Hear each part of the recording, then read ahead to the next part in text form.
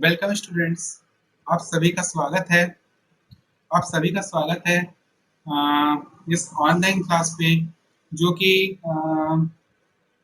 UGC के नए guideline के अनुसार जितने भी ग्रेजुएशन के स्टूडेंट्स हैं, चाहे वो किसी भी स्ट्रीम में हो, चाहे वो बीएससी पे हो, चाहे वो बीए में हो, चाहे वो बीकॉम में हो, सभी के लिए ये जो इन्वायरमेंटल स्टडीज एंड जो ह्यूमन राइट्स है, ये कोर्स चाहे वो फर्स्ट ईयर में हो, चाहे वो सेकेंड ईयर में हो, चाहे वो फाइनल ईयर में हो, इन 3 साल में से एक बार में इस इस कोर्स को पास करना या अबाउट 33% लाना बहुत ही जरूरी है।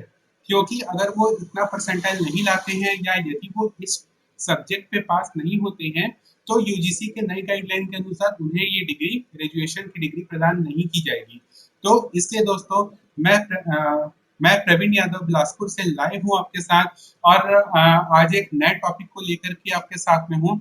आज की जो टॉपिक है वो है इन्वायरमेंटल पॉल्यूशन पर, या ये जो है वो आपके environmental studies and human rights for under graduates के यूनिट 3 इन्वायरमेंटल पॉल्यूशन से लिया गया है। और आज का जो टॉपिक है वो है वैश्विक उष्णता। ठीक है दोस्तों, स्टूडेंट्स, मैं आपके साथ उपस्थित हूँ इस नए टॉपिक को लेकर के। और अगर आपको मेरी आवाज सुनाई दे रही है और यदि आपको प्रेजेंटेशन अपनी मोबाइल स्क्रीन पर या फिर अपने कंप्यूटर स्क्रीन पर यदि आप देख पा रहे हैं, तो या अगर देखने में कोई दिक्कत है तो आप मुझे डायरेक्ट इस चैट बॉक्स में रिप्लाई कर सकते हैं। ठीक है, तो यदि आपको कोई परेशानी हो तो आप रिप्लाई करिए। अगर नहीं है तो फिर हम इसी प्रेजेंटेशन के साथ फिर आगे की ओर बढ़ते हैं।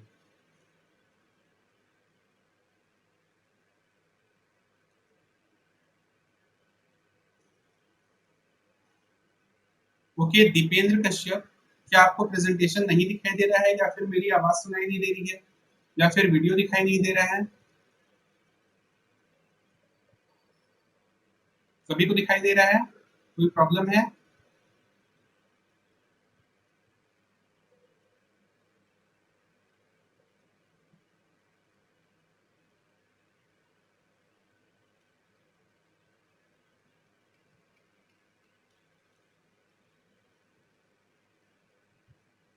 वीडियो नहीं दिख रहा है?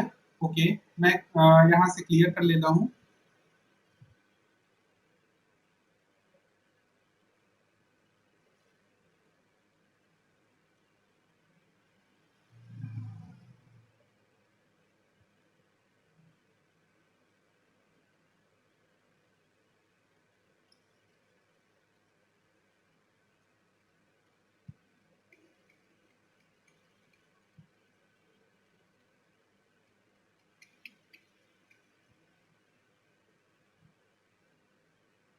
ओके, अब दिखाई दे रहा है?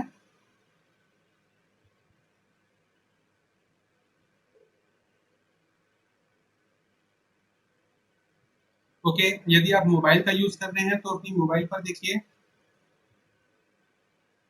ओके, कंप्यूटर यूज कर रहे हैं तो कंप्यूटर की स्क्रीन ऑन करिए।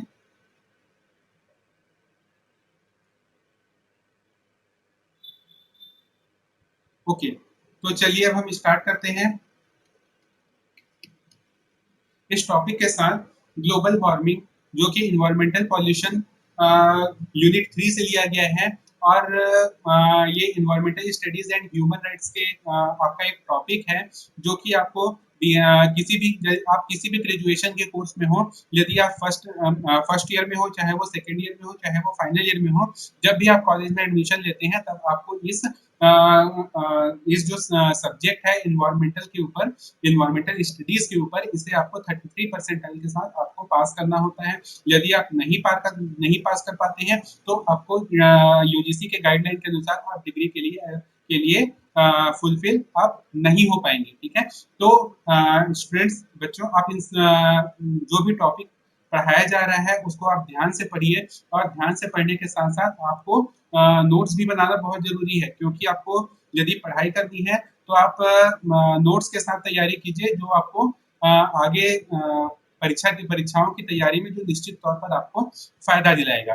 ठीक है, तो चलिए हम आगे की ओर बढ़ते हैं। ग्लोबल वार्मिंग, ठीक है, तो इस ग्लोबल वार्मिंग के अंतर्गत इसमें हम क्या क्या पढ़ते हैं, तो इसका एक सिनॉप्सिस है या इसका एक रूपरेखा है।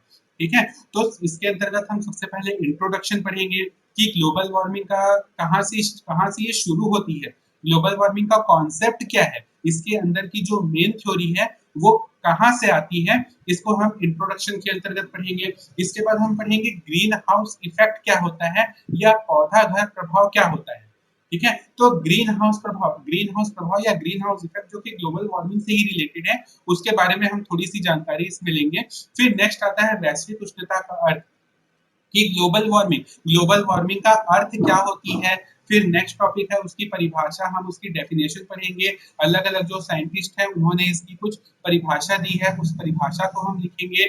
Cause of global warming and climate change. ठीक है, तो जो ग्लोबल वार्मिंग होती है, ग्लोबल वार्मिंग का जो है आज इस समस्या से हम सभी जूझ रहे हैं, तो इस ग्लोबल वार्मिंग के क्या क्या कारण हैं, किन कारणों से आज हम इन परिस्थितियों का सामना कर रहे हैं, और इसके कारण जो जलवायु परिवर्तन है, उन वो जलवायु परिवर्तन कैसे हो रहे हैं, हम उनके बारे में चर्चा करेंगे। नेक्स्ट पॉइंट आता है कि factor effects of global warming, कि इसके ग्लोबल वार्मिंग का हमारी पृथ्वी के ऊपर, हमारे इन्वायरमेंटल के ऊपर और साथ ही हमारे ऊपर उसका क्या क्या प्रभाव हो रहा है, कैसे हो रहे हैं, हम उसके बारे में यहाँ पर देखेंगे। ठीक है, उसके बाद हम देखेंगे कि वैश्विक उष्णता के निवारक उपाय, कि हम इस वैश्विक उष्णता को, देखिए ये एक वैश्विक उष्णता हमने इसलिए कहा है क्योंकि ये केवल एक किसी एक किसी एक किसी इंडिविजुअल की कोई पर्सनल प्रॉब्लम नहीं है, ये किसी की एक व्यक्तिगत समस्या नहीं है, ये पूरे एक विश्व की समस्या है। तो इस विश्व की समस्या को हम कैसे दूर कर सकते हैं, इसके बारे में हम चर्चा करेंगे। और लास्ट में फिर आता है हमारा कंक्लूजन या उपसंहार, कि हम इस पूरे जो प्रेजेंटेशन है, उस पूरे प्रेजेंटेशन के दौरान हमें क्या कंक्लूजन मिला है, उस कंक्लूजन के बारे में भी हम यहाँ पर चर्चा करेंगे। ठीक है, तो चलिए स्टूडेंट्स, हम यहाँ पर हम अपने टॉपिक को आगे बढ़ाते हैं। और सबसे पहले हम देखते हैं कि इंट्रोडक्शन यानी कि ग्रीन हाउस, हम यहाँ पर चर्चा करेंगे ग्लोबल वार्मिंग के बारे में। तो ग्लोबल वार्मिंग का सबसे पहला जो चरण आता है वो आता है ग्रीन हाउस से या पौधा घर से। तो देखो बच्चों, यहाँ पर एक स्लाइड में आपको एक कांच का घर बना दिख रहा होगा, और उस कांच के घर में क्या होती है, जहाँ कांच का घर जो होता है, ये कांच का घर आपने कहीं ना कहीं पर देखा होगा। यदि कांच का घर बना नहीं देखा होगा तो हम अपने आसपास में जहां पर भी हम रहते हैं वहां पर आपने एक ऐसा घर देखा होगा जो चारों ओर से एक ग्रीन कलर के, हरे रंग के कपड़े से ढका हुआ एक ऐसा घर जैसी आकृति होती है। उस घर जैसी आकृति के अंदर पौधों की खेती की जाती है। तो ऐसा क्यों किया जाता है, हम इसके बारे में थोड़ी सी जानकारी हम प्राप्त कर लेते हैं। इसके बारे में मैं आपको थोड़ी सी जानकारी दे देता हूँ कि हम देखते हैं कि कुछ पौधे ऐसे होते हैं जिन्हें देखिए आप या तो अगर आप थोड़ी सी बायोलॉजिकल फील्ड वाले होंगे तो इस बायोलॉजिकल फील्ड वाले बच्चों को इसके बारे में थोड़ा पता होगा कि जो पौधे होते हैं उन पौधों में फूल खिलने और फल लगने में एक निश्चित तापमान की ही आवश्यकता होती है। एक एक निश्चित प्रकार के प्रकाश की जो समय होता है, प्रकाश का जो समय होता है उसकी आवश्यकता होती है। हम देखते हैं बच्चों कि देखो यहाँ पर क्या होती है कि कुछ पुष्प जो होते हैं ऐसे होते हैं जो केवल ठंडी के मौसम में ही खिलते हैं, कुछ ऐसे होते हैं जो केवल गर्मी के मौसम में ही खिलते हैं, और कुछ फूल ऐसे होते हैं या कुछ पौधे ऐसे होते हैं जो केवल बसंत ऋतु में या फिर जो केवल वर्षा के मौसम में ही ज्यादा बढ़ते हैं या ज्यादा उनमें फूल आते हैं, फल आते हैं। तो ऐसा क्यों होता है बच्चों, तो देखो ऐसा इसलिए होता है क्योंकि उसको एक निश्चित समय का उसको एक प्रकाश चाहिए होता है, उसको एक निश्चित समय की, उसको एक निश्चित जलवायु प्राप्त होती है, उसको एक निश्चित तापमान प्राप्त होता है। इस और वो उसी प्रकाश में, उसी प्रकाश अवधि में या उसी तापमान में ही वो बढ़ सकता है। ठीक है, तो देखो जहां पर ठंडी की जगह होती है, ठंडी की जगह कहाँ होती है, जैसे कि नॉर्थ पोल, साउथ पोल है, अंटार्कटिका है, यहाँ पर तो केवल बर्फ ही बर्फ होता है।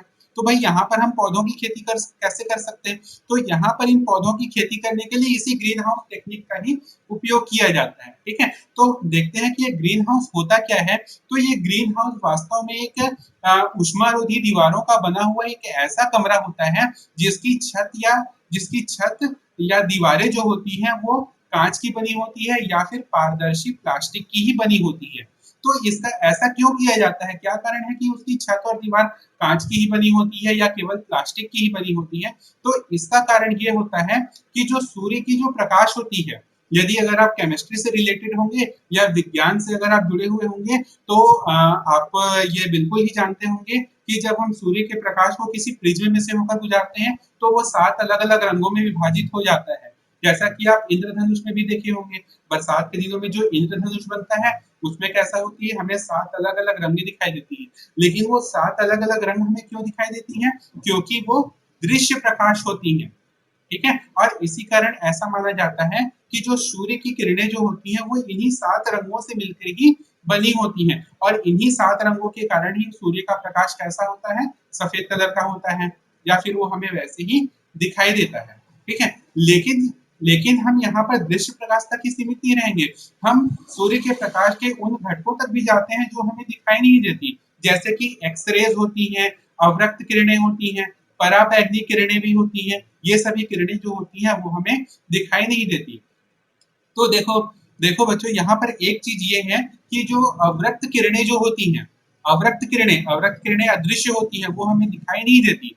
जैसे कि हम जानते हैं ना ठंडी के दिनों में क्या होती है, ठंडी के दिनों में हमें ठंडी लगने लगती है और जब हमें ठंडी लगती है तो हम कहाँ जाते हैं, हम बाहर धूप में बैठने जाते हैं और जब हम धूप में बैठने जाते हैं तो हमको क्या होती है, गर्माहट का एहसास होता है। ये गर्माहट का एहसास किसके कारण होता है? तो ये इन्हीं अवरक्त किरणों के कारण ही होता है। तो ये पौधागत प्रभाव जो होता है वो इसी कॉन्सेप्ट पर ही कार्य करता है। यह क्या कार्य करता है? जो सूर्य की किरणें जो होती हैं वो उन कांच की दीवारों को पार करके उसके अंदर तो चली जाती हैं, लेकिन और उसके बाहर देखिए उसके बाहर केवल दृश्य विकिरणें ही निकलती हैं, लेकिन जो अवरक्त किरणें हैं वो उस दीवार से बाहर नहीं निकल पाती और जब वो उस दीवार के अंदर ही रह जाती हैं तो उसके कारण उसका जो तापमान होता है, उस घर के अंदर का जो तापमान होता है वो बढ़ जाता है और इसी तकनीक का उपयोग करके जो बर्फ वाले क्षेत्र हैं या जो ठंडी क्षेत्र हैं या फिर हमारे सामान्य हम आस-पास में भी हम कहते हैं कि आजकल 12 महीना हर प्रकार की सब्जियां मिलती हैं, तो वो कैसी मिलती हैं? तो वो इसी तकनीक का उपयोग करके ही मिलती हैं। तो इस तकनीक का उपयोग किया जाता है।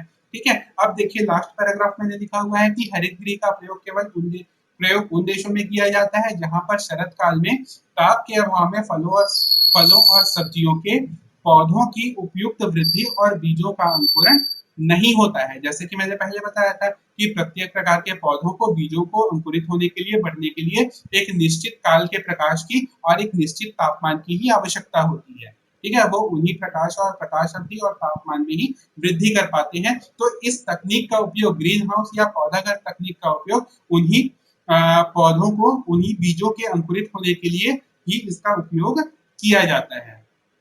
ठीक है, समझ में आ रहा है आप लोगों को? इसमें कोई परेशानी है इस स्लाइड में?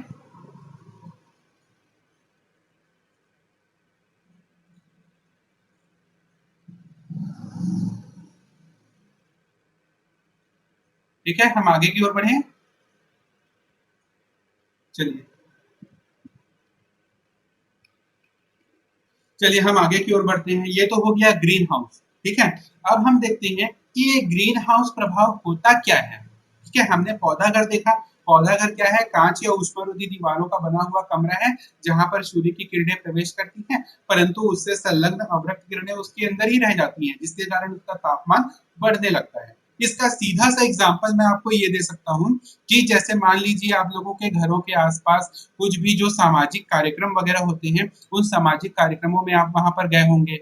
उन सामाजिक कार्यक्रमों में वहां पर क्या होती है, यदि मान लो घर के आंगन में जगह नहीं है तब हम वहां पर एक कपड़े का एक ऐसा टेंट लगा लेते हैं। उन कपड़े के टेंट के अंदर में यदि हम बैठे तो हमें गर्माहट का अनुभव होता है। तो ऐसा क्यों होता है, कभी आपने सोचने की कोशिश की?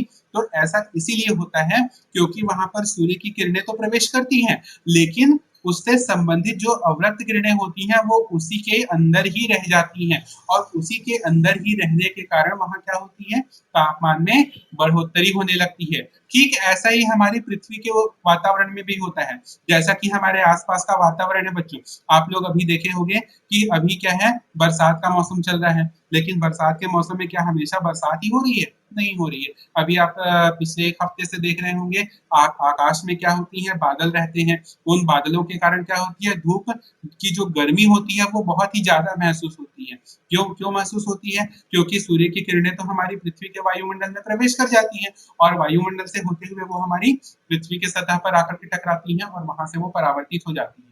ठीक है, तो सूर्य की किरणें तो परावर्तित होकर के फिर से वायुमंडल में चलेगी, लेकिन उनसे संबंधित जो अवरक्त किरणें हैं वो उस वायुमंडल में उपस्थित गैसों और जो बादल हैं उन बादल से टकरा करके फिर से हमारी पृथ्वी की ओर आ जाती हैं और इसी कारण हमारे पृथ्वी का वातावरण बहुत अधिक गर्म होने लगता है और इसी कारण हमें उमस भरी गर्मी लगती है, हमें बहुत बेचैन गर्मी का आभास होता है। ठीक है, तो यही होता है ग्रीन हाउस प्रभाव या ग्रीन हाउस इफेक्ट। ठीक है, तो देखिए मैंने यहाँ पर लिखा हुआ है स्लाइड को, आपको आपकी मोबाइल स्क्रीन पर या कंप्यूटर स्क्रीन पर जहां भी आप देख रहे हैं आप वहां पर देखिए। आधुनिकीकरण के दौर में मोटर वाहनों और ग्रीन हाउस गैसों तथा औद्योगिक चिमनियों के आदि में वायुमंडल में कार्बन डाइऑक्साइड की मात्रा बहुत अधिक बढ़ गई है और इसी कार्बन डाइऑक्साइड तथा अन्य ग्रीन हाउस गैसों जैसे कि मीथेन, नाइट्रस ऑक्साइड, क्लोरोफ्लोरोकार्बन आदि के साथ मिलकर के वातावरण बहुत अधिक तेजी से गर्म हो रही है और इसे ही हम ग्रीन हाउस प्रभाव कहते हैं। ठीक है, मैंने अभी अभी बताया था हमारी पृथ्वी में क्या है, वायुमंडल में बहुत सारी गैसें हैं और इन गैसों में कार्बन डाइऑक्साइड गैस ही एक ऐसी गैस है जो क्या करती है, उस अवरक्त किरणों को अवशोषित कर लेती है और अवशोषित करने के पश्चात उसको वह वातावरण को गर्म कर देती है और उनके साथ साथ बहुत सारी गैसें हैं जैसे कि मीथेन है, नाइट्रस ऑक्साइड है, क्लोरोफ्लोरोकार्बन है। यदि ये कम मात्रा में उपस्थित है तब तो ठीक है, हमारी पृथ्वी के लिए एक अनुकूल वातावरण बनाती है, लेकिन हमारी जो आधुनिकीकरण है, वर्तमान परिवेश में जो आधुनिकीकरण हो रहा है, हमारा जो रहन सहन हो रहा है, हम आवागमन के लिए बहुत सारे यातायात के साधनों का उपयोग कर रहे हैं, हम मोटर गाड़ियों का उपयोग करते हैं, हवाई जहाज का उपयोग करते हैं। इनमें क्या होती है, इनमें जो प्राकृतिक ईंधन जो होता है वह उनमें जलता है और प्राकृतिक ईंधन के जलने से क्लोरोफ्लोरोकार्बन उत्सर्जित होता है, मेथेन गैस उत्सर्जित होता है और इन्हीं सभी क्रियाओं के कारण औद्योगिकीकरण है, उद्योगों में भी कोयला जलाया जाता है और इन कोयले के जलने से मीथेन गैस उत्पन्न होती है, नाइट्रस ऑक्साइड गैस उत्पन्न होती है, क्लोरोफ्लोरोकार्बन उत्पन्न होता है। ठीक है, जिसके कारण इसको यह हमारी पृथ्वी को बहुत अधिक गर्म कर रही है। ठीक है, इसी को हम कहते हैं ग्रीन हाउस इफेक्ट। आपको यहाँ पर चित्र भी दिख रहा होगा, इस चित्र में आप देखिए सूर्य की जो किरणें हैं वो हमारे पृथ्वी की ओर आ रही है और पृथ्वी से जब टकरा करके वापस लौटती हैं तो वातावरण में उपस्थित वायुमंडल है, बादल हैं, इन सब से टकरा करके वो विकिरित होने लगती है और इसी के कारण हमारा वातावरण गर्म हो रहा है। इसी को हम कहते हैं ग्रीन हाउस इफेक्ट। इस स्लाइड में किसी को कोई परेशानी है?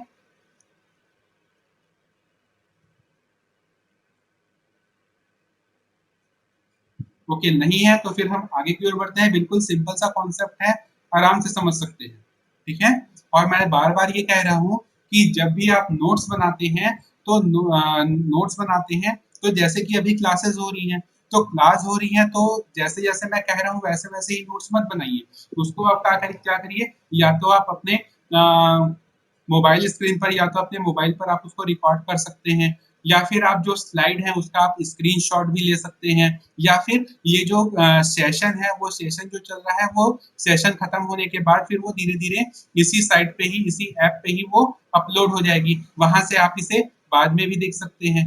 ठीक है, तो वहां से आप इसे नोट्स भी बना सकते हैं और अभी आप ध्यानपूर्वक ही इसे सुनिए। ठीक है, तो चलिए किसी को कोई परेशानी नहीं है तो हम अगली स्लाइड की ओर बढ़ते हैं।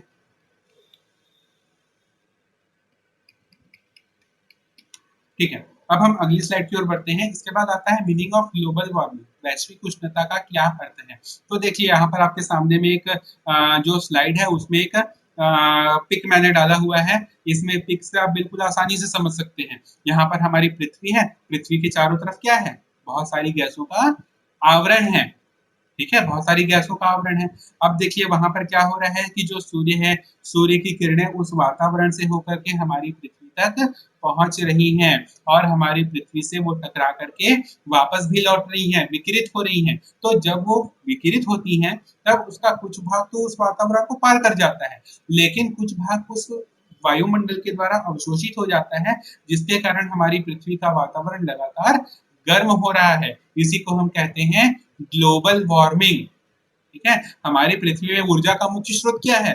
हम ऊर्जा के मुख्य स्रोत के रूप में सूर्य का प्रकाश लेते हैं। जितने भी हमारे पेड़ पौधे हैं, हरे जितने भी पेड़ पौधे हैं, वो सभी इसी सूर्य की प्रकाश की किरणों का उपयोग करके क्या करते हैं? प्रकाश संश्लेषण की क्रिया करते हैं और इसी प्रकाश संश्लेषण की क्रिया के द्वारा वो अपना भोजन बनाते हैं। तो ऊर्जा का मुख्य स्रोत है, ऊष्मा का मुख्य स्रोत है सूर्य की किरणें और इसी सूर्य की किरणों से ही हमारी जो सूर्य की किरणें ही ऊष्मा प्रदान करती हैं और हमारे वातावरण में जो ग्रीन हाउस गैसें हैं, वो ग्रीन हाउस गैसें इन किरणों को रोक करके हम पुनः उसे धरती की ओर विकिरित करती हैं और इसी क्रिया के कारण हमारी धरती गर्म होती जा रही है। तो ये है वैश्विक उष्णता का।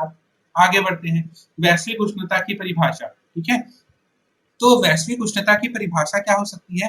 तो विभिन्न प्रकार के जो पर्यावरण वैज्ञानिक हैं, उन पर्यावरण वैज्ञानिकों ने इस वैश्विक उष्णता की परिभाषा दी है कि सौर ऊर्जा का लगभग 75% भाग पृथ्वी की सतह के द्वारा अवशोषित कर लिया जाता है, जब जिससे जिससे इसके जो तापमान है उस तापमान में वृद्धि होती है और शेष ऊष्मा जो होती है वो वायुमंडल में विकिरित हो जाती है और इस ऊष्मा का कुछ भाग वायुमंडल में जो गैसें होती हैं जैसे कि कार्बन डाइऑक्साइड है, ओजोन है, क्लोरोफ्लोरोकार्बन है, जल वाष्प है, कार्बनिक यौगिक हैं, उनके द्वारा यह ग्रहण कर लिया जाता है, जिसके कारण हमारे तापमान में वृद्धि होती है और इन गैसों की संख्या में वृद्धि के कारण ही हमारी पृथ्वी के तापमान में लगातार वृद्धि हो रही है और यही इस ग्लोबल वार्मिंग या भूमंडलीय ताप वृद्धि का प्रमुख कारण है। ठीक है, ये पर्यावरण वैज्ञानिकों के अनुसार है। समझ में आया? तो चलिए हम आगे बढ़ते हैं। वर्तमान समय में हमारी जो पृथ्वी है वो एक प्रकार का प्रेशर कुकर बनने की स्थिति में आ गया है। प्रेशर कुकर जैसे कि आप जानते हैं, प्रेशर कुकर में क्या होती है? कुकर पे खाना बनाता है ना, खाना बनते हुए देखा है ना आप लोग घर में, वहां पर क्या होती है?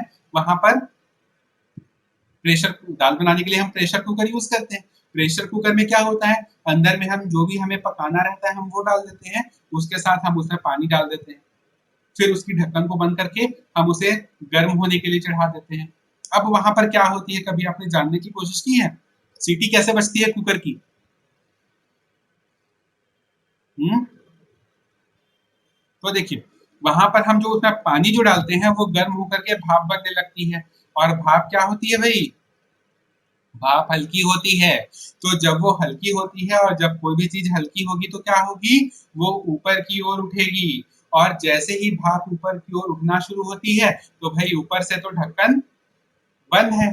तो ढक्कन बंद है तो क्या होगा? वो भाप तो उसी में ही रह गई और जब भाप उसी में ही रह गई, भाई नीचे तो पानी गर्म हो रहा है, ऊपर भाप एकत्रित होते जा रहा है, वहां पर अंदर का प्रेशर बढ़ता जा रहा है और जैसे जैसे अंदर का प्रेशर बढ़ता जाता है अंदर की ओर गर्मी बढ़ती जाती है और जैसे जैसे अंदर की गर्मी बढ़ती जाएगी अंदर में रखा हुआ जो दाल है या जो भोजन है वो धीरे धीरे पकने लगता है।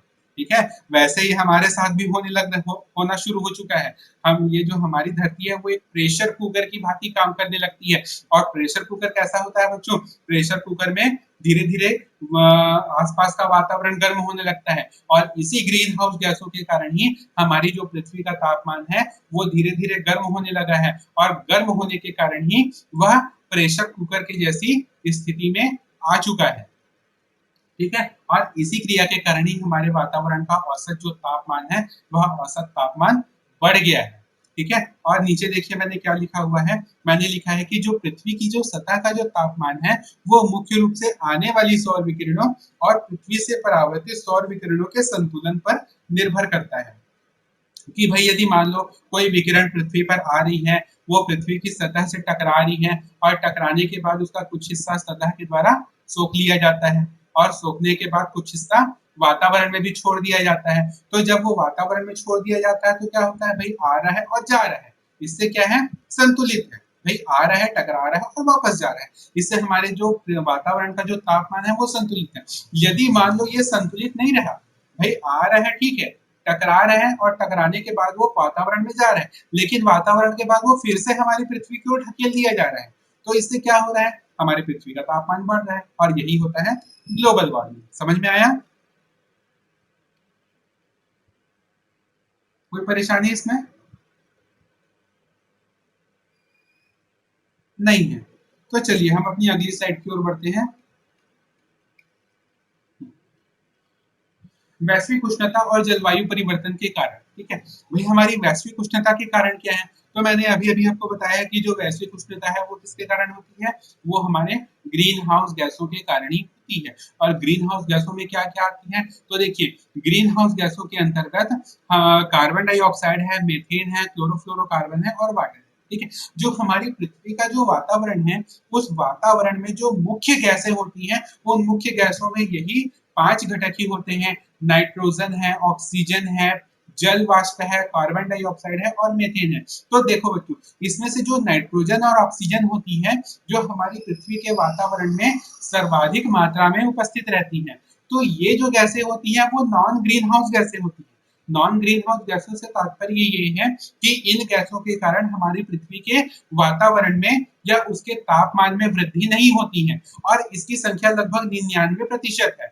तो देखो, केवल 1% गैसें, 1% गैसें वो कौन कौन सी गैसें हैं? कार्बन डाइऑक्साइड है, मीथेन है और जल वाष्प है। केवल इन 1% गैसों के कारण ही हमारे पृथ्वी के वातावरण के तापमान में वृद्धि होता है, और यही हमारी वैश्विक उष्णता का कारण है। इन्हीं गैसों की मात्रा में वृद्धि ही हमारी जो जलवायु परिवर्तन है या जो वैश्विक उष्णता है उसमें वृद्धि का प्रमुख कारण है, ठीक है। तो इसका प्रमुख कारण हम देखें तो इसका पहला कारण है कि हमारी आधुनिक रहन सहन, हमारा मॉडर्न लाइफ स्टाइल। हमारा मॉडर्न लाइफ स्टाइल आजकल कैसा है, तो जैसा आप लोग अपनी मोबाइल स्क्रीन पर या कंप्यूटर स्क्रीन पर देख पा रहे होंगे, यहाँ पर मैंने एक इमेज डाला हुआ है। इमेज में आपको क्या दिख रहा है भाई? रेलवे स्टेशन वाली जगह है, ट्रेनें आ रही हैं और बहुत सारी लोगों की भीड़ वहां पर बढ़ती जा रही है, ठीक है। तो देखो इससे यहाँ पर क्या होता है, देखो देखो हमारी जो पृथ्वी है, उस पृथ्वी पर अभी तक सबसे ज्यादा जो बुद्धिमान प्राणी है वो केवल मनुष्य ही है। और मनुष्य अपनी दैनिक क्रियाकलापों के कारण अनजाने में ही इस प्रकार की घटनाओं को बढ़ा रहा है। वो कैसे बढ़ा रहा है, देखिए जैसे कि मनुष्य है भाई, मनुष्य हम आजकल देख रहे हैं कि लगातार जनसंख्या बढ़ती जा रही है, लगातार हमारे आवागमन के साधन बढ़ते जा रहे हैं, लगातार लगातार पेड़ों की कटाई होती जा रही है। तो इन कारण से हमारी जो वातावरण है वहां पर इन ग्रीन हाउस गैसें जैसे कार्बन डाइऑक्साइड है, मीथेन है, नाइट्रस ऑक्साइड है, इन सभी गैसों की मात्रा लगातार बढ़ती जा रही है। और इन्हीं के कारण ही हमारा जो ग्लोबल वार्मिंग है वह हमारे सामने इसकी परिणाम स्वरूप हमें यह ग्लोबल वार्मिंग आज हमारे सामने हमको दिखाई दे रहा है। समझ में आया? इसका दूसरा कारण है औद्योगिक गतिविधियां, ठीक है। तो बच्चों आप सभी जानते हैं कि आजकल हमारे आसपास में आजकल हम जैसे भी देख रहे हैं कि हमारे आसपास उद्योगों की संख्या में लगातार वृद्धि होती जा रही है। और इन उद्योगों में क्या होता है, इन उद्योगों में हमारे जो कार्बनिक पदार्थ हैं जैसे कि कोयला है, पेट्रोलियम पदार्थ है, इन सभी का दहन होता है, इन सभी को जलाया जाता है। तो इन सभी के जलाने के कारण हमारी जो ग्रीन हाउस गैसें हैं, कार्बन डाइऑक्साइड गैसें हैं, मीथेन है, नाइट्रस ऑक्साइड है, सल्फर डाइऑक्साइड है, क्लोरोफ्लोरोकार्बन है, इन सभी प्रकार के गैसों का उत्सर्जन लगातार बढ़ता जा रहा है। और इसके साथ साथ आप देखे होंगे कि ये जो उद्योग हैं, जहां पर हमारे उद्योग उपस्थित रहते हैं, उन उद्योगों के आसपास भी बहुत सारी गतिविधियां होती हैं, जिसके कारण उसके आसपास के तापमान में बहुत अधिक वृद्धि होने लगती है। और इसी के कारण ही हमारे जो पृथ्वी का जो तापमान है वो धीरे धीरे बढ़ता ही जा रहा है। तो इसे हम कह सकते हैं कि हमारी जो औद्योगिक गतिविधियां हैं, उन औद्योगिक गतिविधियों के कारण ही यह ग्लोबल वार्मिंग का प्रमुख कारण है। समझ में आया? चलिए नेक्स्ट पॉइंट हम देखते हैं कि निरंतर बढ़ते हुए वाहन। जैसे कि आप अपनी मोबाइल या कंप्यूटर स्क्रीन पर देख पा रहे होंगे, मैंने स्लाइड में एक इमेज डाला हुआ है कि निरंतर बढ़ते हुए वाहन, इंक्रीजिंग व्हीकल्स। आजकल की ये मॉडर्न लाइफ स्टाइल है कि भाई बच्चा जैसे जैसे धीरे धीरे बढ़ता होता जा रहा है, जैसे ही आजकल तो हम देखते हैं कि स्कूल लेवल में ही बच्चे जब स्कूल में ही होते हैं तब भी अपने माँ बाप से डिमांड करने लगते हैं कि पापा कि मुझे अब बाइक चाहिए, मुझे स्कूल जाने के लिए बाइक चाहिए। हमारे जमाने में तो भाई हम तो कॉलेज तक साइकिल से ही जाते थे, हम आज भी साइकिल का यूज करते हैं। लेकिन मॉडर्न स्टाइल जो है वो मॉडर्न स्टाइल धीरे धीरे बढ़ता जा रहा है। भाई आदमी को यातायात के साधनों में बहुत अधिक रुचि हो रही है। आजकल बच्चा छोटा 10वीं पास किया, 11वीं में पहुंचा, फिर वो बोला कि पापा मुझे आज बाइक चाहिए स्कूल जाने के लिए। और नहीं तो फिर जब वो कॉलेज पहुंचा तो बोला कि भाई अपना स्टेटस दिखाने के लिए बोला कि पापा आज मुझे कार कार लेकर के कॉलेज जाना है। भाई जब उसकी जॉब लगी तो वो कोई बहुत महंगी वाली कार खरीद लिया। भाई एक जैसे जैसे परिवार की संख्या में वृद्धि हुई, एक कार से काम नहीं चला, उसने 2 और 3 कारें ले ली। तो इस प्रकार से हम यातायात के साधनों का बहुत ही अधिक उपयोग करने लगे हैं। तो कभी आपने देखा है कि ये जो वाहन है, ये जो जितने भी कार हैं, जितने भी मोटरसाइकिल हैं, बाइक्स वगैरह हैं, इसमें हम ईंधन के रूप में हम किसका उपयोग करते हैं? तो इसमें हम पेट्रोल का उपयोग करते हैं, डीजल का उपयोग करते हैं। ये सभी क्या है? ये सभी कार्बनिक पदार्थ हैं। और इन सभी के जलने से क्या होती है? इन सभी के जलने से मेथेन, क्लोरोफ्लोरोकार्बन, नाइट्रस ऑक्साइड, इन सभी गैसों का ही उत्सर्जन होता है। और इन गैसों का उत्सर्जन जितना अधिक हमारी वातावरण में होगा, उतना ही अधिक हमारे वातावरण की तापमान में वृद्धि के लिए ये सभी गैसें सहायक होंगी। ठीक है? तो इस प्रकार से हम कह सकते हैं कि ये जो निरंतर बढ़ते हुए वाहन हैं, ये सभी हमारे ग्लोबल वार्मिंग का प्रमुख कारण है। नेक्स्ट पॉइंट हम देखते हैं। तो नेक्स्ट पॉइंट होता है शहरीकरण, अर्बनाइजेशन। तो शहरीकरण भी ग्लोबल वार्मिंग का कारण कैसे हो सकता है? तो हम जैसे देख सकते हैं कि हमारा जो मॉडर्न लाइफस्टाइल है, हमारा मॉडर्न लाइफस्टाइल कैसा है, हमारा रहन सहन कैसा हो गया है कि भाई आजकल जो गाँव आजकल धीरे धीरे शहरीकरण की ओर बढ़ने लगा है। पहले गाँवों में क्या होती थी? पहले गाँवों में आसपास हमेशा हरियाली रहती थी। लेकिन अब क्या है, हमारा जो मॉडर्न लाइफस्टाइल है वो हमें शहरीकरण की ओर ढकेल रहा है। शहरीकरण में क्या होती है? बड़ी-बड़ी बिल्डिंगें होती हैं, कंक्रीट के बहुत सारे घने जंगल हो गए हैं। कंक्रीट के जंगल कहने का मतलब ये है कि आजकल हमारी जो शहरों में भी जो गलियाँ होती हैं, वो वह हमारी हमारी सुगमता को देखते हुए वो सभी कंक्रीट में बदल दिए जाते हैं। और इस कंक्रीटीकरण से क्या होता है? भाई हमारी अगर जमीन में पौधे लगे हुए हैं तो वो पौधे क्या करेंगे?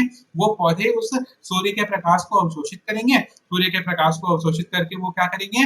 अपना प्रकाश संश्लेषण, फोटोसिंथेसिस की क्रिया करेंगे। और जब वो प्रकाश संश्लेषण करेंगे तो वो ऑक्सीजन को मुक्त करेंगे। तो इससे कार्बन डाइऑक्साइड और ऑक्सीजन का संतुलन बराबर रहेगा। लेकिन यदि मान लो अगर उसे ही हटा करके वहां पर कंक्रीट लगा दिया जाए, तो कंक्रीट से क्या होगा कि भाई जो आने वाली प्रकाश की किरणें हैं वो अवशोषित कम होगी और विकिरित ज्यादा होंगी। और जब वो विकिरित ज्यादा होंगी तो वो गैसों के द्वारा हमारी पृथ्वी के वातावरण को बहुत ज्यादा गर्म करेंगी।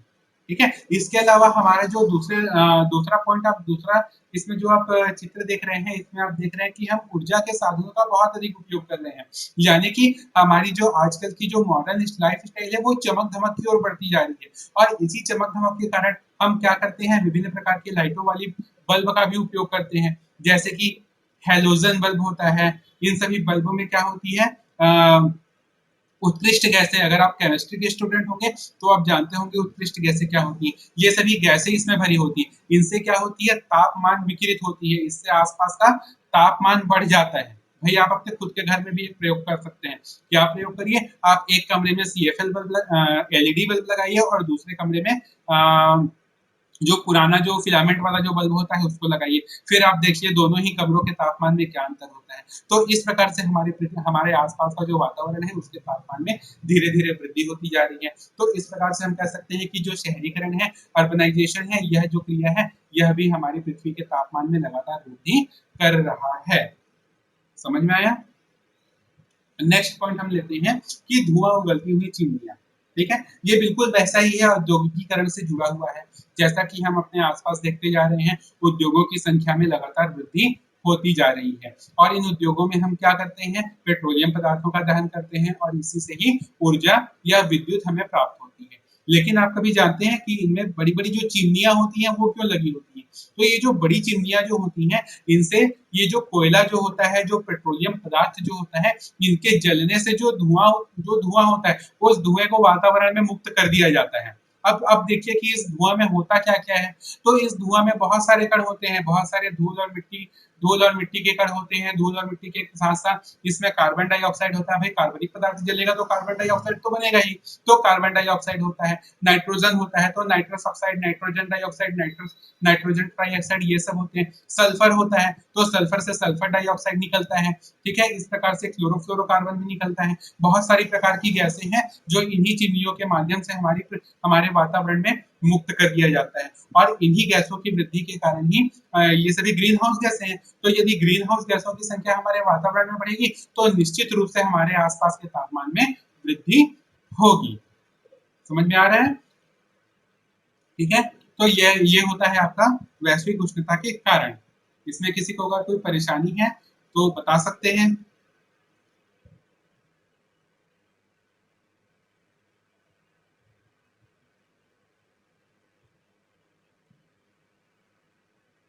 कुछ परेशानी है किसी को? नहीं है?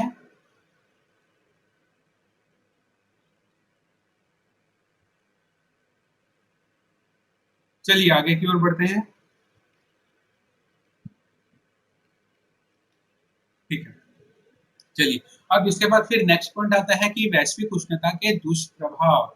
कि भाई ये जो वैश्विक उष्णता है, ये ग्लोबल वार्मिंग है, ये हो तो रहा है, लेकिन इसके हमको क्या क्या प्रभाव या क्या क्या इफेक्ट हमारे आसपास दिखाई देते हैं। तो भाई ये तो सिंपल सा इफेक्ट है। आपके आसपास जो भी घटनाएं हो रही हैं उन घटनाओं का मुख्य कारण ही है, उन घटनाओं का मुख्य कारण ही है ग्लोबल वार्मिंग। ठीक है, तो इसका सबसे पहला पॉइंट हम लेते हैं इसके दुष्प्रभाव में, जलवायु में परिवर्तन, चेंज इन द क्लाइमेट। तो हमारी जो क्लाइमेट है, हमारा जो जलवायु है, वो कैसे कैसे परिवर्तित हो रहा है। तो भाई वो आपके सामने है कि वो कैसे परिवर्तित हो रहा है। जैसा कि आप अपने मोबाइल या कंप्यूटर की स्क्रीन पर देख पा रहे होंगे, मैंने यहाँ पर दो चित्र डाला हुआ है। एक चित्र में क्या हो रही है, पृथ्वी गर्मी के कारण हाँफ रही है। भाई जैसा हमको होता है ना, हम अगर कहीं धूप में बाहर निकल जाए और फिर वैसे ही घर आए तो हम पसीने पसीने से एकदम तरबतर हो जाते हैं, हम हाँफने लगते हैं। ठीक है, तो वैसा ही होती है, पृथ्वी का जो तापमान है वो धीरे धीरे बढ़ता जा रहा है, गर्मी का मौसम धीरे धीरे बढ़ता जा रहा है। ठीक है, और दूसरी क्लाइमेट में देखिए मैंने क्या डाला है, यहाँ पर खंड वर्षा हो रही है। भाई खंड वर्षा जो हमारी पृथ्वी, जो हमारे सामने सबसे बड़ी समस्या है। भाई हम देखते हैं कि हमारी थोड़ी ही दूर, थोड़ी हमसे थोड़ी ही दूर में बहुत ज्यादा तेज बहुत ज्यादा तेज बहुत भारी वर्षा होती है, और हमारे पास क्या होती है, सूखे का मौसम रहता है। ठीक है, तो यह जो मुख्य कारण है, ये इसी ग्लोबल वार्मिंग का परिणाम है। इसी ग्लोबल वार्मिंग के कारण ही जो ठंडी का जो मौसम है, सर्दी का जो मौसम है, वो धीरे धीरे छोटा होते जा रहा है, और जो गर्मी का मौसम है वह धीरे धीरे बढ़ता ही जा रहा है। आप लोग देख रहे होंगे कि अभी का जो मौसम है वो बरसात का मौसम है। बरसात के मौसम में नॉर्मली इतनी ज्यादा गर्मी नहीं लगती, लेकिन अभी हम देख रहे हैं कि हमारा जो क्लाइमेट है, हमारा जो जलवायु है, वह इसे बहुत अधिक गर्म कर रहा है। और इसी बहुत अधिक गर्मी के कारण ही हमें यही बहुत अधिक गर्मी क्या है, ग्लोबल वार्मिंग का परिणाम है। ठीक है, तो सबसे पहला दुष्प्रभाव हमें दिखता है हमारे जलवायु में परिवर्तन। इसमें किसी को कोई परेशानी है? अगर नहीं तो हम नेक्स्ट स्लाइड की ओर बढ़ते हैं। नेक्स्ट स्लाइड पर हम देखते हैं कि ध्रुवों पर बर्फ का पिघलना। भाई ये सबसे बड़ा दुष्प्रभाव हम इसे कह सकते हैं कि हमारी जो ध्रुव है, हम जानते हैं कि हमारी जो पृथ्वी की जो भौगोलिक संरचना है, उस पृथ्वी की भौगोलिक संरचना में उत्तरी ध्रुव और दक्षिणी ध्रुव, उत्तरी ध्रुव और दक्षिणी ध्रुव में क्या है, वहां पर बर्फ जमे हुई अवस्था में है। और बर्फ जमी हुई अवस्था में है, भाई बर्फ कब जमता है? आप सभी के घरों में फ्रिज होगा, रेफ्रिजरेटर होगा। उस रेफ्रिजरेटर में हम क्या करते हैं, ऊपर की तरफ फ्रीजर होता है। ठीक है, आजकल मॉडर्न रेफ्रिजरेटर में तो नीचे भी फ्रीजर दे दिया होता है, लेकिन फ्रीजर होता है ना भाई, उस फ्रीजर में हम क्या करते हैं, बहुत ज्यादा गर्मी लगती है तो क्या करते हैं, हम उस पर आइसक्रीम जमा करके रख देते हैं। बर्फ खाने का मन किया तो हम उसमें बर्फ जमाए और उस फ्रीजर में डाल दिए। ठीक है, वहां का तापमान कम हो गया तो पानी ठंडा होकर के बर्फ जम गया, फिर हम बहुत मजे से खाते हैं, है ना। ये तो एक एग्जाम्पल था। तो चलिए, ध्रुवों में बर्फ क्यों जमती है? तो ध्रुवों पर क्या होती है, सूर्य की किरणें तिरछी पड़ती हैं, जैसा कि ठंडी के मौसम में होता है। ठंडी के मौसम में सूर्य की किरणें तिरछी पड़ती हैं और इसी कारण वातावरण ज्यादा गर्म नहीं हो पाता है, जबकि गर्मी के मौसम में केवल सीधी सूर्य का प्रकाश सीधे पड़ता है और इसी कारण हमें गर्मी का अनुभव होता है। तो हमारी जो ध्रुव होते हैं, जो पृथ्वी के जो दोनों ध्रुव हैं, उन दोनों ध्रुवों पर सूर्य की किरणें तिरछी पड़ती हैं और इसी के कारण वहां का तापमान बहुत ही कम होता है और तापमान कम होने के कारण वहां पर उपस्थित जो जल है वह जल बर्फ के रूप में पाया जाता है। तो बच्चों देखिए, ग्लोबल वार्मिंग के क्या कारण है? ग्लोबल वार्मिंग के कारण हमारी पृथ्वी का तापमान लगातार बढ़ रहा है और जब हमारी पृथ्वी का तापमान बढ़ रहा है तो इसका सीधा सा असर हम देख सकते हैं कि हमारी जो ध्रुवों पर है, वहां पर ध्रुवों पर जो बर्फ है वह बर्फ धीरे धीरे पिघलने लग रही है और यदि वो बर्फ पिघलने लगेगी तो आप अंदाजा लगाइए कि वो बर्फ कहाँ जाएगी। वो बर्फ सीधे सीधे हमारी समुद्रों में जाएगी और समुद्रों में हम ग्लेशियर पिघल करके नदियों में आएंगे। तो आप सोचिए कि जब वो बर्फ है, वो बर्फ पानी पिघल करके पानी बन करके जब वो समुद्र में जाएगा या जब वो नदियों में जाएंगे तो क्या होगा? इससे हमारे समुद्र का जल स्तर धीरे धीरे बढ़ता जाएगा और जब समुद्र का जल स्तर बढ़ता जाएगा तो हमारे समुद्र के किनारे बसे हुए जितने भी हमारे शहर हैं उन शहरों के डूब जाने का खतरा होगा। तो ये भी एक वैश्विक उष्णता का या ग्लोबल वार्मिंग का एक दुष्प्रभाव है जो जिसके नजदीक हम धीरे धीरे बढ़ रहे हैं। यहाँ पर जैसे कि आप चित्र में देख रहे होंगे कि एक ध्रुवीय भालू है, वो ध्रुवीय भालू कैसे अपनी जिंदगी बचाने के लिए बर्फ के ऊपर में संघर्ष कर रहे हैं। तो इसके कारण हमारा जो वन्य जीव जंतु है उन वन्य जीव जंतुओं के अस्तित्व पर भी एक खतरा बन करके आज हमारे सामने उपस्थित है। ठीक है, तो ये होता है ग्लोबल वार्मिंग के दुष्प्रभाव। इसका अगला दुष्प्रभाव है कि हमारे वनों पर प्रभाव। भाई हमारे वनों पर इस दुष्प्रभाव का क्या, इस ग्लोबल वार्मिंग से हमारे वनों का क्या लेना देना है? तो भाई जैसा कि हम जानते हैं, यदि अगर आप बायोलॉजी से संबंधित अगर स्टूडेंट होंगे तो आप ये जानते होंगे कि जो जितने भी जीव जंतु होते हैं या जितने भी जो जीवित प्राणी होते हैं उनका एक जो जैव भार होता है, उनका एक निश्चित जैव भार होता है।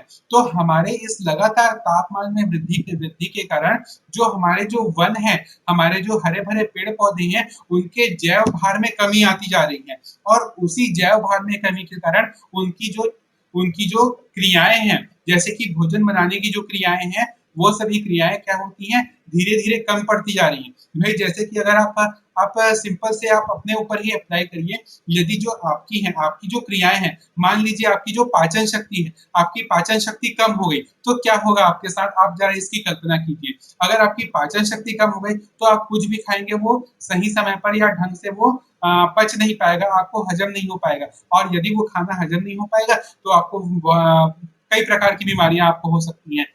ठीक है, तो वैसे ही इन पौधों के साथ भी होती हैं। जब उनके जैव भार में बहुत अधिक कमी आ जाती है तो जैव भार में कमी के कारण ही उनकी जो क्रियाएं हैं वो क्रियाएं बहुत ही धीमी पड़ने लगती हैं और जब वो क्रियाएं बहुत ही धीमी पड़ने लगेगी तो हमारे जो वन है वो धीरे धीरे नष्ट होते जाएंगे और यदि हमारे वन धीरे धीरे नष्ट होते गए, भाई आजकल तो ऐसे ही मानव अपनी अपनी जरूरतों को पूरा करने के लिए पेड़ों को लगातार काटते जा रहे हैं और तापमान में वृद्धि के कारण हमारे पेड़ पौधे ऐसे ही नष्ट होते जा रहे हैं। और अगर सोचिए हमारे पेड़ पौधे अगर नष्ट हो गए तो हमारा क्या होगा, हम तो पूरी तरीके से उन्हीं पेड़ पौधों पर ही आश्रित हैं।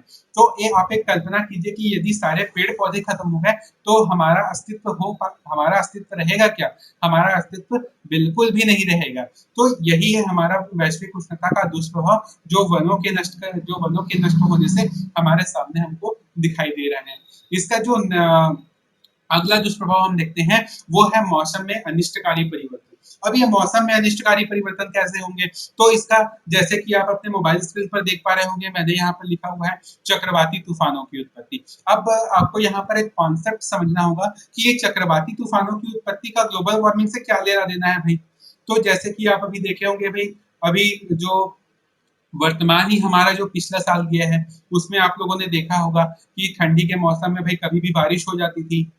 देखा होगा ना भाई कि ठंडी के मौसम में कभी भी बारिश हो जाती थी। बरसात के मौसम में तो भाई पूरा सावन का महीना ही बिना पानी का चला गया। सीधा सा एग्जाम्पल आपके सामने है।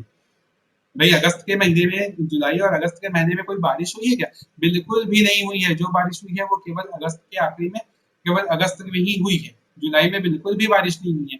तो इसका सीधा सीधा संबंध है हमारे ग्लोबल वार्मिंग से। ठीक है, तो पहला हम देखते हैं कि वहां पर मौसम में जो अनिष्टकारी परिवर्तन होते हैं वो हमारे सामने किस रूपों में है। तो पहला पहला पॉइंट जैसे कि मैंने लिखा हुआ है चक्रवाती तूफानों की उत्पत्ति। अब ये चक्रवाती तूफान बनते कैसे हैं? तो चक्रवाती तूफान देखिए भाई, हमारे जो वातावरण है उस वातावरण में जो आसपास का जो वातावरण है हमारा जो वातावरण है वहां पर क्या है, हमारे चारों तरफ क्या है, गैस है। यदि वहां की जो गैस है वो धीरे धीरे गर्म होगी, तो गर्म होगी तो क्या होगा, गर्म होगी तो क्या होगा भाई, सीधा सीधा प्रेशर कुकर का एग्जांपल लीजिए। प्रेशर कुकर में हम पानी रखते हैं, पानी गर्म होता है, भाप बनता है, भाप कहाँ जाता है, भाप सीधा ऊपर की ओर उठने लगती है, उड़ती है ना भाई। तो वैसे ही हमारे वातावरण में भी होता है, हमारे आसपास में वो बहुत सारी गैसें हैं, वो गैसें जब सूर्य की किरणों के प्रभाव से गर्म होंगी, तो गर्म होने के बाद क्या होगा, गर्म होने के बाद वो हल्की हो जाएंगी, और जैसे जैसे वो हल्की होंगी वो ऊपर की ओर उठने लगेगी,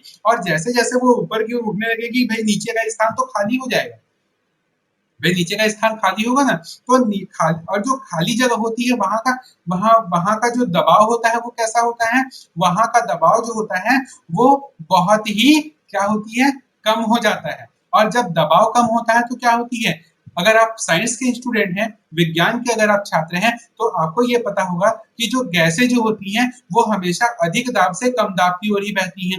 तो उस कम दबाव वाले क्षेत्र को भरने के लिए आसपास की जो वायु है वो बहुत तेजी से उस दिशा की ओर आएंगी, जिससे कि तूफानों की उत्पत्ति होगी।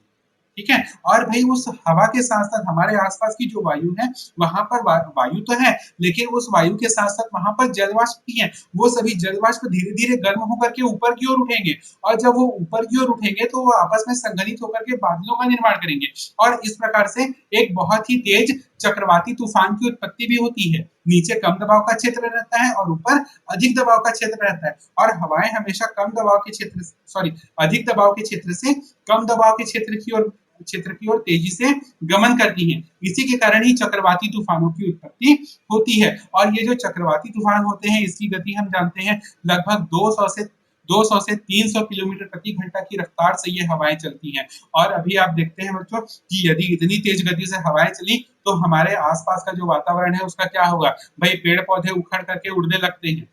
अगर गलती से आप भी उस चक्रवाती तूफान में बाहर चले गए तो वो हवा आपको भी उड़ा करके ले जाती है, वो इतनी अधिक तेज होती है।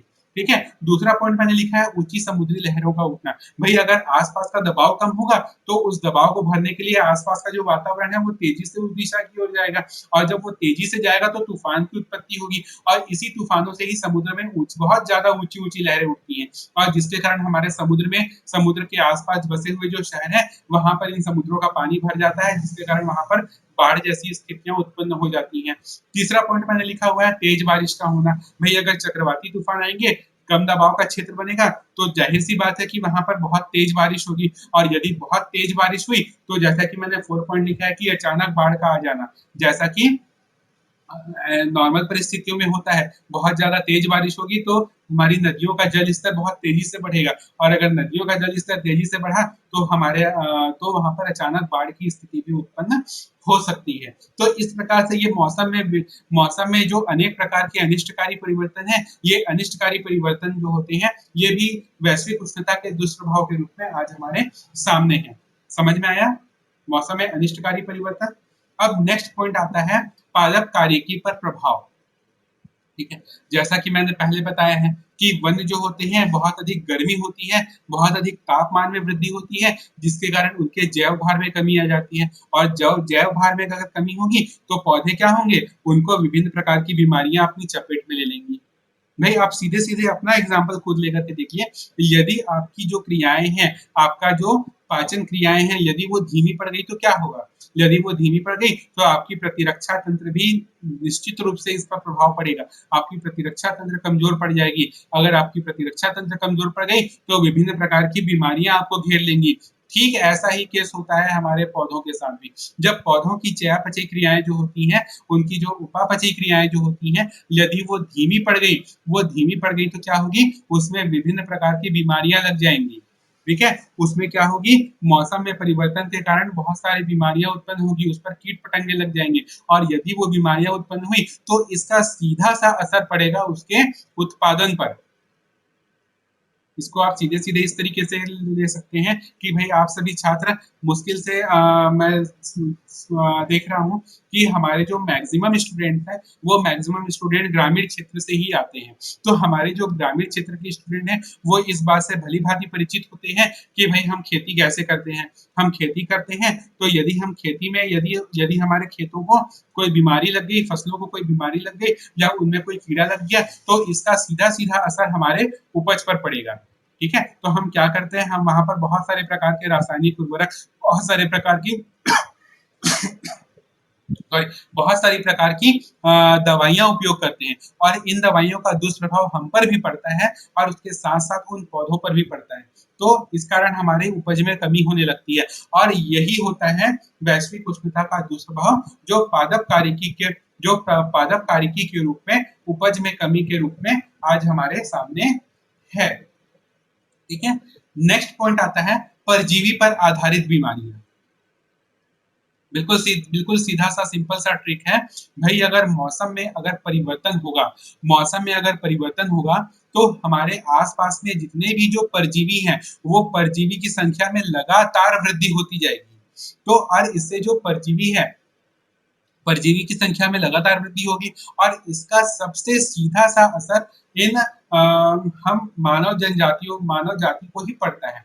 बहुत सारे प्रकार के जो संक्रामक रोग हैं, संक्रामक रोग जो एक से दूसरों में आसानी से फैलने लगते हैं, जैसे कि मच्छर जनित बीमारियां हैं, मलेरिया है, फाइलेरिया है, डेंगू फीवर है, येलो फीवर है, जापानीज इंसेफेलाइटिस है, ये सभी हमारे इन सभी मच्छरों के द्वारा फैलते हैं। जैसा कि आप चित्र में देख रहे हैं ना, मच्छर क्या कर रहा है, मच्छर हमको काट रहा है, हमारे शरीर का खून पी रहा है, लेकिन इसके साथ साथ वो मच्छर ये नहीं जान रहा है कि वो उन बीमारियों को हमारे शरीर में इंजेक्ट कर रहा है। ठीक है, भाई मच्छर तो कीट है लेकिन मनुष्य के पास तो दिमाग है ना, इस कारण हम क्या करते हैं, मच्छरों से दूर रहने का प्रयास करते हैं। तो आजकल के मौसम में हम जैसे देख रहे होंगे कि जब मौसम के तापमान में धीरे धीरे वृद्धि होने लगती है तब इस प्रकार की जो परजीवी है इन लोगों की संख्या में वृद्धि होने लगती है और यदि इनकी संख्या में वृद्धि होगी तो निश्चित रूप से हमारे स्वास्थ्य पर इसका बुरा असर पड़ेगा और यदि इस प्रकार का बुरा असर पड़ा तो यह हमारे लिए बहुत ही घातक सिद्ध होगा। तो इस प्रकार से ये जो परजीवी आधारित बीमारियां हैं ये ग्लोबल वार्मिंग के दुष्प्रभाव के रूप में आज हमारे सामने उपस्थित है। ठीक है, तो ये हो गया इसके दुष्प्रभाव, ग्लोबल वार्मिंग के क्या क्या दुष्प्रभाव हो सकते हैं।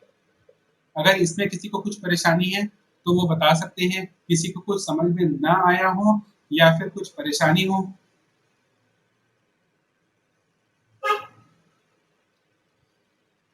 ओके, जोगेंद्र कुमार जी आपने लिखा है कि साइड पॉइंट नहीं दिख रहा है। ओके, मैं चेक करता हूं अपने एंड से।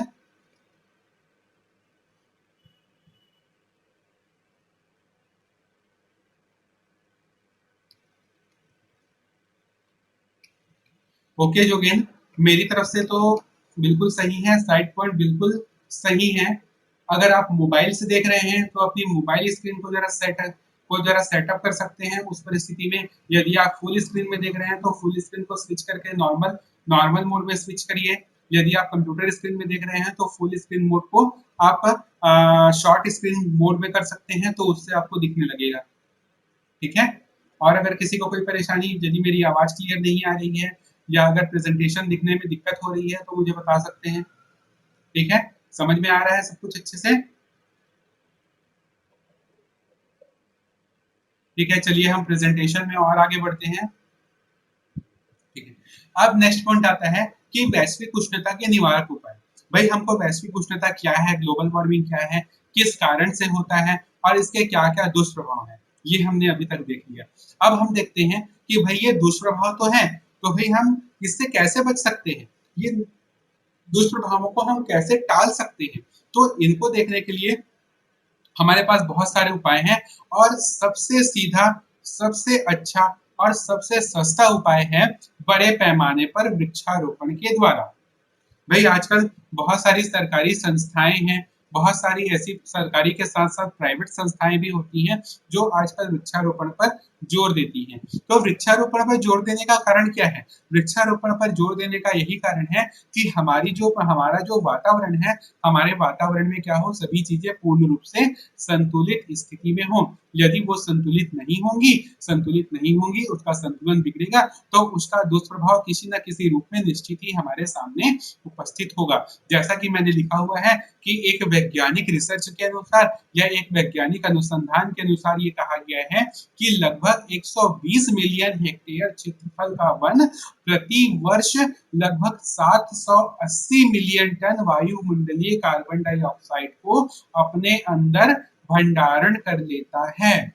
तो देखिए, यदि 120 मिलियन हेक्टेयर वन क्षेत्र है, यदि वो एक साल में 780 मिलियन टन वायुमंडल को अपने अंदर ले ले, तो यहाँ पर क्या होगा आप अनुमान लगाइए। इतनी बड़ी मात्रा में यदि वो कार्बन डाइऑक्साइड को अपने अंदर लेगा, कुछ न कुछ मात्रा में ऑक्सीजन जरूर बाहर निकालेगा, तो इससे हमारे पृथ्वी का जो वातावरण है वो संतुलित स्थिति में रहेगा, गैसीय संतुलन रहेगा। और हमने अभी अभी पढ़ा है कि जो कार्बन डाइऑक्साइड है वह क्या है, वह एक प्रकार का ग्रीन हाउस गैस है। वो ग्रीन हाउस को अर्थात वैश्विक उष्णता को, ग्लोबल वार्मिंग को कहीं न किसी रूप में बढ़ावा देता है, प्रत्यक्ष रूप से बढ़ावा देता है।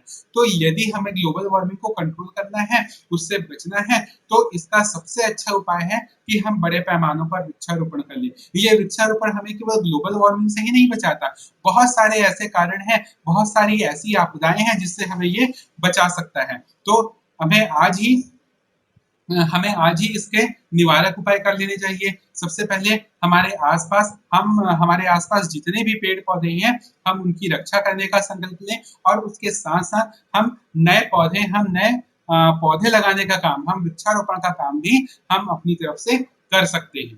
ठीक है, नेक्स्ट पॉइंट हम लेते हैं कि बायोगैस के उपयोग के द्वारा। अब ये बायोगैस का उपयोग कैसे संबंधित है, तो भाई हम सीधा सीधा से देखते हैं कि आजकल हमारी जो अधिकतर जनसंख्या है वो गांवों में निवास करती है, और गांवों के साथ साथ गांवों में तो चलिए ठीक है कि गांवों में ईंधन के रूप में कोयले का, लकड़ी का, इन सब का इस्तेमाल होता है। शहरी जनसंख्या में भी एलपीजी गैस का उपयोग होता है। ये जो एलपीजी गैस है, या फिर ये जो कोयला है, या फिर ये जो लकड़ी है, ये जो संसाधन है, ये केवल सीमित संसाधन है। अर्थात सीमित कहने का मतलब यह है कि एक न एक दिन ये सभी नष्ट हो जाएंगे, ये सभी खत्म हो जाएंगे। तो यदि ये सभी खत्म होगा तो हमारे पास क्या विकल्प रहेगा, तो हमारे पास एक विकल्प है बायोगैस के उपयोग के द्वारा। तो बायोगैस हम कैसे उत्पन्न कर सकते हैं, तो बायोगैस आप सीधे सीधे से जानते हैं कि हमारे जो भी डेयरी फार्म होता है, डेयरी फार्म से सीधे सीधे आप समझ सकते हैं कि हमारे जो कैटल बायोफील्ड जो होता है, हमारी जो गाय या जो भैंस होती है वो हम पालन करते हैं, उससे हमें क्या प्राप्त होता है, गोबर प्राप्त होता है। उस गोबर का उपयोग हम इस बायोगैस को उत्पन्न करने के रूप में कर सकते हैं, और इसी बायोगैस का उपयोग हम अपने घरों में खाना पकाने के लिए इसका उपयोग कर सकते हैं। इसका सबसे अच्छा उपाय यह है कि इसका सबसे अच्छा बेनिफिट कह सकें, बेनिफिट क्या इसका जो लाभ होता है वो ये है कि इससे जो ग्रीन हाउस गैसें जैसे कि कार्बन डाइऑक्साइड है, मीथेन है, क्लोरोफ्लोरोकार्बन है, इसका उत्सर्जन बिल्कुल नहीं के बराबर होता है, या बिल्कुल बहुत ही कम होता है। तो इससे हम उस ग्रीन हाउस गैसों के उत्सर्जन को रोक सकते हैं। तो बायोगैस का उपयोग हम कैसे कर सकते हैं, तो बायोगैस के रूप में हम बिल्कुल सीधी सिंपल सी भाषा में हम जान सकते हैं कि इसमें हम जमीन के अंदर में एक बहुत बड़ा गड्ढा करते हैं, उस गड्ढे के अंदर में हम बहुत सारे लेयर क्या करते हैं, गोबर जो कार्बनिक अपशिष्ट पदार्थ होते हैं, उन अपशिष्ट पदार्थों का और मिट्टी के अलग अलग लेयर बनाते हैं। उनके सड़ने से क्या उत्पन्न होती है, गैस उत्पन्न होती है, और उसी गैस का उपयोग हम पाइपलाइन के द्वारा अपनी किचन में कर सकते हैं। तो इस प्रकार से हम ग्रीन हाउस गैसों के उत्सर्जन को कम करने में कुछ हद तक उसका उपयोग कर सकते हैं। समझ में आया। नेक्स्ट पॉइंट है सौर ऊर्जा के उपयोग के द्वारा। अभी हम देख रहे हैं कि हमारे जो घर हैं उसमें हम इलेक्ट्रिसिटी का उपयोग करते हैं, हम विद्युतीय ऊर्जा का उपयोग करते हैं। ठीक है, तो उस विद्युतीय ऊर्जा हमें कैसे मिलेगी, भाई आप सभी जानते हैं कि जो इलेक्ट्रिसिटी है या फिर जो बिजली है वो पावर प्लांट में कैसे बनती है। तो पावर प्लांट में बिजली कैसे बनती है, तो जनरेटर को चला करके बनती है। और वो जनरेटर कैसे चलता है, वो जनरेटर भाप से चलता है। और भाप कैसे बनता है, तो भाप पानी को गर्म करके बनता है। और पानी को गर्म कैसे किया जाता है? तो पानी को गर्म कोयले या पेट्रोलियम पदार्थों को जला करके पानी को गर्म किया जाता है। तो भाई इनडायरेक्ट रूप से हम कहाँ पहुंच रहे हैं? हम उसी पेट्रोलियम पदार्थों पर ही पहुंच रहे हैं। पेट्रोलियम पदार्थों का मुख्य मेन एलिमेंट होता है कार्बन, और यदि कार्बन जलेगा तो कार्बन डाइऑक्साइड निकलेगी।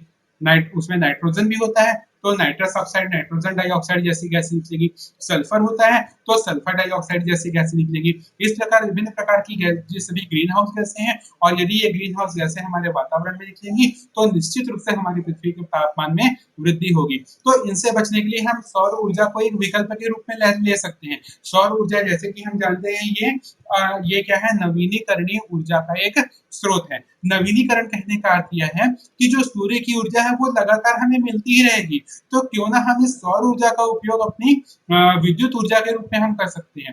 तो विद्युत ऊर्जा के रूप में हम कैसे कर सकते हैं? तो सौर प्लेटों के रूप में हम कर सकते हैं। सौर प्लेट का उपयोग जो होता है, आजकल जो सरकारी संस्थाएं हैं, गवर्नमेंट है, वो इसको लगाने पर लगभग विभिन्न प्रकार की योजनाएं चलाती हैं जिससे अनुदान प्राप्त हो सकता है। तो इसका उपयोग करके हम जो पावर प्लांट से मिलने वाली जो विद्युतीय ऊर्जा के ऊपर हमारी जो निर्भरता है उसको हम कुछ हद तक कम कर सकते हैं। इसके अलावा हम विद्युत पर अपनी निर्भरता को भी कम कर सकते हैं। जैसे कि यदि हमें किसी कमरे पर विद्युत ऊर्जा की जरूरत नहीं है तो हम वहां पर लाइट और पंखे वगैरह बंद कर सकते हैं। यदि हमें टीवी देखने की जरूरत नहीं है तो हम टीवी को भी बंद कर सकते हैं। यदि हमको यदि हमको कोई जो विद्युत से चलने वाली ऐसी चीजें हैं जिसकी हमारी जरूरत नहीं है तो हम उसे बंद करके हम उस विद्युत ऊर्जा की बचत कर सकते हैं। इसके द्वारा भी हम ग्लोबल वार्मिंग से कुछ सीमा तक बचे रह सकते हैं। समझ में आया? नेक्स्ट पॉइंट है कि खेतों की जुताई न करके। अब आपके मन में ये आ रहा होगा कि भाई सर तो इतना इतना सारा एग्जाम्पल देते हैं और लास्ट में कहाँ पर आके रुके कि भाई हमको खेतों की जुताई नहीं करनी चाहिए। भाई अगर हम खेतों की जुताई नहीं करेंगे तो हम फसल कैसे लेंगे? फसल अगर नहीं लेंगे तो खाद्यान्न का उत्पादन नहीं होगा। खाद्यान्न उत्पादन नहीं होगा तो हम खाएंगे क्या? खाएंगे नहीं तो कोई ऊर्जा नहीं रहेगी। कोई ऊर्जा नहीं रहेगी तो हम किसी काम के नहीं रहेंगे। है ना भाई? ये प्रश्न आपके मन में आ रहा होगा।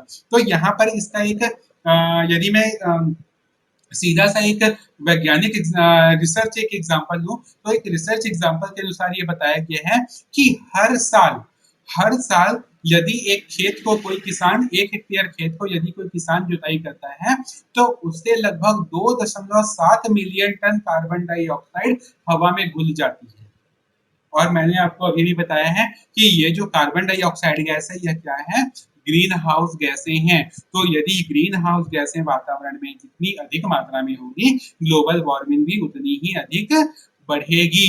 ठीक है? तो इसका एक विकल्प के तौर पर हम जैविक खेती का उपयोग कर सकते हैं। जैविक खेती क्या होती है? जैविक खेती जैसे कि कोई भी, अगर आप साइंस के स्टूडेंट होंगे, साइंस से रिलेटेड स्टूडेंट होंगे तो आप लेग्यूमिनेसी कुल के पौधे जानते होंगे। लेग्यूमिनेसी कुल कैसे होते हैं? जैसे कि दाल के पौधे होते हैं। यदि हम अपनी खेतों में अरहर, दाल ये सब वगैरह उगाए, जैविक खेती उगाए, तो इसको हम क्या कर सकते हैं? इसको हम जैसे ही उसमें फूल आता है तो फल लगने से पहले उन खेतों में पानी भर करके उन पौधों को उन खेतों में ही मिला दिया जाता है। ऐसा करने से क्या होता है कि उसकी जो पोषक तत्व है वो उस मिट्टी में बने रहते हैं, और इसके कारण हम ये जो जुताई जैसी प्रक्रिया है इन क्रियाओं से हम बच सकते हैं और अपनी खेतों की उर्वरता को बनाए रख सकते हैं। तो यदि हम जैविक खेती का उपयोग करें तो जैविक खेती के रूप में हम हर साल 1 हेक्टेयर खेत में लगभग 2.7 मिलियन टन कार्बन डाइऑक्साइड को हवा में घुलने से बचा सकते हैं। ठीक है? तो ये भी एक निवारक उपाय हो सकता है ग्लोबल वार्मिंग से बचने का। ठीक है? समझ में आया आपको? तो ये हो गया आपकी ग्लोबल वार्मिंग के निवारक उपाय। यदि इसमें किसी को कोई परेशानी हो तो आप बता सकते हैं।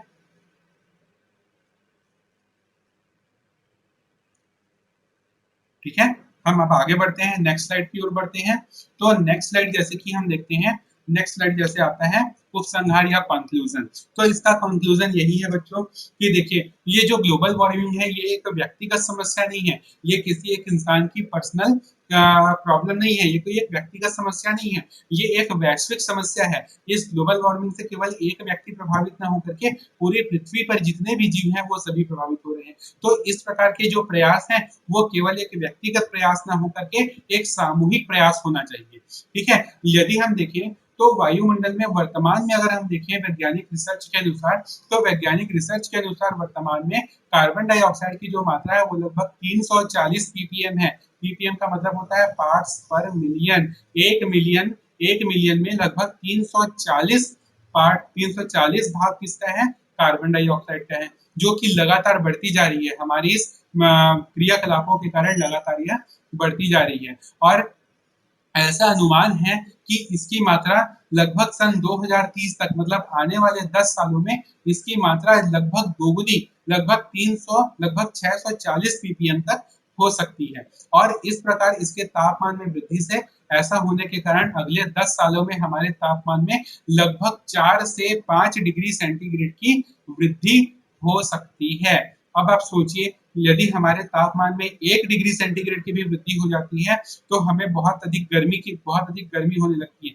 यदि मान लो आजकल तो गर्मी के मौसम में तापमान 48 से 50 डिग्री तक पहुंच जा रहा है। यदि मानिए अगले 10 साल में ये 50 से 55 हो जाए तो क्या होगा? हम सभी, हमारे लिए बहुत बड़ी समस्या खड़ी हो जाएगी और ये हमारे लिए बहुत ही गंभीर परिस्थिति होगी। और इस प्रकार हम इस समस्या को बड़े पैमाने पर वृक्षारोपण के द्वारा, ठीक है, यदि हम बड़े पैमाने पर वृक्षारोपण करें तो कार्बन डाइऑक्साइड का उत्सर्जन कम होगा और हमारी जो पृथ्वी पर जो वायुमंडल में जो गैस है वो संतुलित स्थिति में रहेगी। इसके अलावा हम बायोगैस संयंत्र है, बायोगैस संयंत्र का अगर उपयोग हम करें तो इससे प्रदूषण बहुत ही कम होगा। इसके बाद इससे जो बायोगैस संयंत्र के बाद जो नीचे में जो गोबर जो बचा रहता है इसका उपयोग हम जैविक खेती के रूप में भी कर सकते हैं। इस प्रकार से यह बहुत अधिक उपयोगी होता है और इस प्रकार हम ग्लोबल वार्मिंग से कुछ हद तक बचे रह सकते हैं। ठीक है, तो ये था आज का टॉपिक, ग्लोबल वार्मिंग। समझ में आया? तो इस प्रकार से ये हम देख सकते हैं कि ये हमारा एक लास्ट मैसेज हम दे सकते हैं इस प्रेजेंटेशन के द्वारा कि each of us must take step to protect our earth climate. मतलब कि हमारा जो प्रत्येक कदम है, हमारा प्रत्येक कदम हमारी पृथ्वी के वातावरण को सुरक्षित रखने में ही होना चाहिए। और हम ये कैसा कर सकते हैं? तो मैंने बहुत सारे निवारक उपाय बताए हैं। जैसे कि यदि आप आवागमन करते हैं तो आवागमन के लिए आप सार्वजनिक संस्थान जैसे सार्वजनिक परिवहन के जो सार्वजनिक परिवहन है उसका आप यूज कर सकते हैं, जैसे कि बस है, बस का उपयोग आप कर सकते हैं। यदि आपको विद्युतीय ऊर्जा का विकल्प के रूप में आप सौर ऊर्जा का उपयोग कर सकते हैं। इसके अलावा आप वृक्षारोपण भी कर सकते हैं। यदि हर व्यक्ति संकल्प ले कि मैं अपने जीवन काल में केवल एक पौधा ही लगाऊंगा, तो भी हमारे पृथ्वी की जनसंख्या इतनी है कि हमारी जो पृथ्वी में जो वन है उसकी संख्या में बहुत अधिक वृद्धि हो जाएगी। हम केवल एक पौधा लगाने का ही अगर संकल्प लें तो भी हम अपने वनों की संख्या में बहुत अधिक वृद्धि कर सकते हैं। तो इस प्रकार हमारा हर एक कदम ऐसा होना चाहिए जो हमारे वातावरण के, हमारी पृथ्वी के वातावरण को सुरक्षित रखने में सहयोग के रूप में सहायक हो। ठीक है, तो इसी उम्मीद के साथ आप सभी के जुड़े रहने के लिए धन्यवाद और आशा करता हूं कि ये प्रेजेंटेशन आपके लिए बहुत अधिक उपयोगी होगा। ठीक है, थैंक यू। जैसा कि आप सभी जान रहे हैं कि अभी कोरोना का समय है, तो मैं आपके लिए यही कहूंगा कि घर में रहिए और सुरक्षित रहिए, अपने आसपास स्वच्छता रहिए। Okay, thank you.